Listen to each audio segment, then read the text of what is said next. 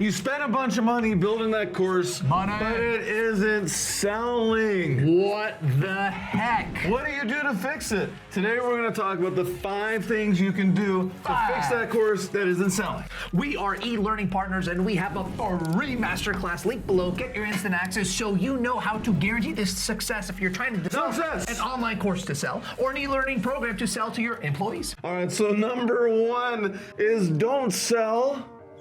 Create leads.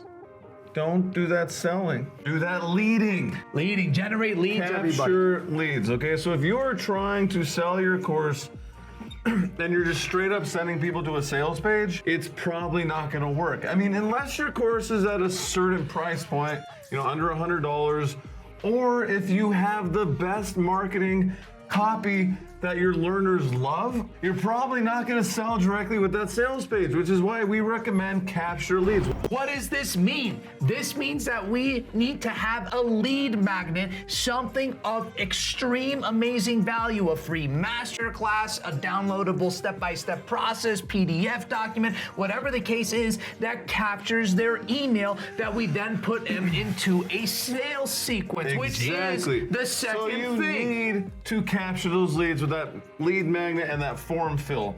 And really what you need to think about is, do you even have a sales funnel? Exactly. If you don't have a sales funnel, you need to create a sales funnel. And if you do have a sales funnel, how complicated is it? So evaluate your sales funnel. And make sure that your sales funnel isn't a bunch of selly content. Make sure that you are continuously giving free value and advice and help. Now, of course, in that sales funnel, there is a point where you can sell a little bit harder, but leading up to that, make sure you're still giving away incredible value. When you evaluate, you're figuring out if you have value in your sales funnel. If there's not value, then you're probably not going to sell your course. So basically what we're telling you is, it's not necessarily about your course. Most likely the first place you want to look is all about how you are selling. So the third piece is? It is sales copy and learner feedback. Yeah, so you need to test out different types of sales copy. And that means sales copy on your sales page. That means sales copy on your lead magnet page. That means sales copy in your email sequence.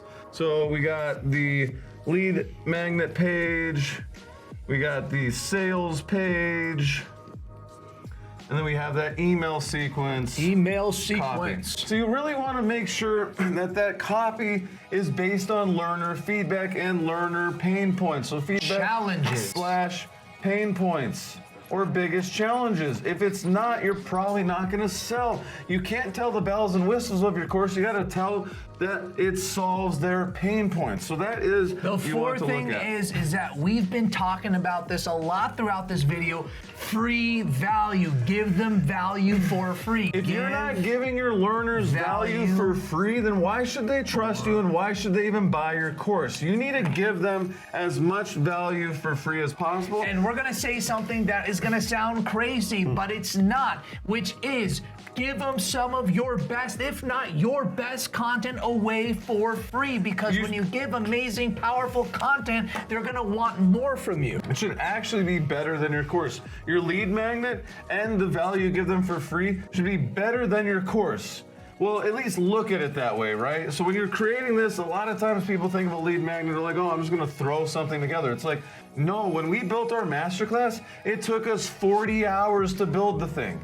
Between the filming of it, the building all the content, all of that took us about 40 hours to build. Our course, on the other hand, actually took, I think, 200 or 300 hours to build. But the point is, you have to put in the time for this lead magnet and for the free value. So it should be at least as good as your course. At least as good as your course. As your course, yes. The final and last thing, everybody, is what, Mr. Hey-Vey? If none of this works, and by the way, try these things in the order that we are delivering them to you, your course might just suck. Let's be honest. So that is the last reason. Why would your course suck? It would suck because you didn't build it based on your learners' pain points. This happens all the time too, where people are guessing what their learners want instead of asking them what they want. So what we recommend is turn that frown upside down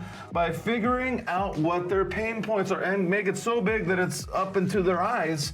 You do that by figuring out their biggest challenges, so learners' biggest challenges, and then solving them. So the reality in a lot of cases though is it's not about the course, it's about how you're marketing it. But what you may find is if you can't figure out how to market your course and get that sales copy right and provide that free value correctly, then you probably didn't solve the biggest challenge with your course. Now, we have another video recommendation for you, which is how to build a course that actually sells. Go and check it out. Thank you so much for the likes and the subscribes. We'll see you there.